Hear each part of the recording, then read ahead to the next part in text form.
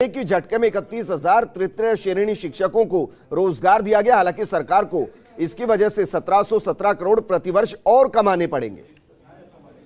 बिल्कुल विजय, मुख्यमंत्री अशोक गहलोत का बड़ा फैसला है जो युवाओं को रोजगार देने का, जो बार बार मुख्यमंत्री अशोक गहलोत ने आश्वासन दिया था, उसी के क्रम में आज ये घोषणा की गई है। 31,000 तृतीय श्रेणी जो शिक्षक है उनकी भर्ती का फैसला किया गया है कि 2020-21 की जो बजट भाषण था उसमें मुख्यमंत्री ने कुल 53,000 पदों की भर्ती की बात कही थी।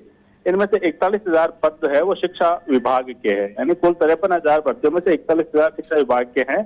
तो ऐसे में शिक्षा विभाग ने जो 31,000 जो तृतीय श्रेणी शिक्षक है उनके संबंध में प्रस्ताव मुख्यमंत्री को भेजा था, जिसपे मंजूरी दे दी है। तो अगर शुरुआती 2 साल के प्रोबेशन पीरियड की बात करें तो सरकार पर करीब 850 करोड़ रुपए का भार आएगा और उसके बाद हर साल जो है वो 1700 करोड़ से अधिक का भार आएगा। और इसके अलावा अगर हम बात करें तो मुख्यमंत्री अशोक गहलोत ने जो 282 क्रमोन्नत जो स्कूल जो क्रमोन्नत किए थे उनके लिए भी करीब 2500 जो अस्थायी पद है उनके सृजन की मंजूरी दे दी है। यानी एक बड़ा फैसला जो है वो मुख्यमंत्री अशोक गहलोत ने किया है। और ये भर्ती है उसमें खास बात है कि जो रीट की परीक्षा हो जाएगी उसके बाद ये भर्ती भी हो जाएगी। तो एक जो लगातार मांग थी, भर्ती की जो मांग उठ रही थी और मुख्यमंत्री ने आश्वासन भी दिया था, तो ये घोषणा आज मुख्यमंत्री अशोक गहलोत ने पूरी की है। और जल्द ही प्रदेश के जो हजारों जो बेरोजगार है, जो शिक्षित बेरोजगार है, उनको रोजगार मिलेगा। और खासकर शिक्षा के लिए जो मुख्यमंत्री जिस तरह से लगातार एक के बाद एक कदम उठा रहे हैं, चाहे स्कूल खोलने की बात हो, इंग्लिश मीडियम स्कूल खोलने की बात हो, जो बालिकाओं के लिए कॉलेज खोलने की बात हो, तो शिक्षा का विकास राजस्थान में हो, इसके लिए जो भी जरूरतें होंगी उनको पूरा किया जाएगा। इस घोषणा से मुख्यमंत्री अशोक गहलोत ने मैसेज दिया है। अच्छा नरेश, जो 31,000 पदों पर भर्ती होनी है, इसका कोई टाइमलाइन है कि इतने वक्त के अंदर इसको पूरा करना है? देखिए, यही कहा गया है कि जो रीट की परीक्षा होगी उसके बाद ये भर्ती भी होगी। देखिए, घोषणा हो चुकी है, इसका मतलब अब जल्द प्रोसेस शुरू हो जाएगी। इसके लिए विज्ञापन होगा, फिर आवेदन मांगे जाएंगे, आवेदन के बाद परीक्षा होगी, परीक्षा के बाद जो नियुक्ति दी जाएंगी। तो एक सामान्य प्रक्रिया है जिसमें एक न्यूनतम समय लगता है, वो लगता है।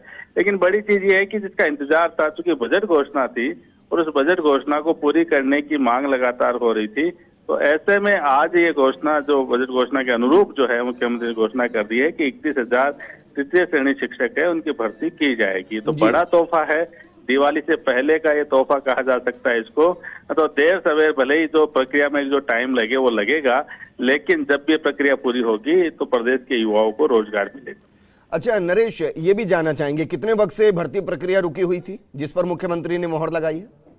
देखिए, भर्ती प्रक्रिया रुकी हुई नहीं है विजेंद्र। ये बजट घोषणा थी जिसमें कहा गया था कि चूंकि स्कूलें नहीं खुलती है, रिक्त पद होते हैं और नए स्कूलों, इसके अलावा स्कूलों का क्रमोन्नयन किया गया था, तो ऐसे में पदों की जरूरत होती है और जितने पद की जरूरत होती है तो अनुमान लगाया गया था कि इतनी भर्ती है वो हमें करनी है। और चूंकि स्कूलें बढ़ी है, स्कूलें खुली है और इसके अलावा जो रिक्त पद हुए हैं उसके कारण से जरूरतें थी, तो उस प्रक्रिया के तहत जो जरूरत थी उसके हिसाब से ये भर्ती की जा रही है।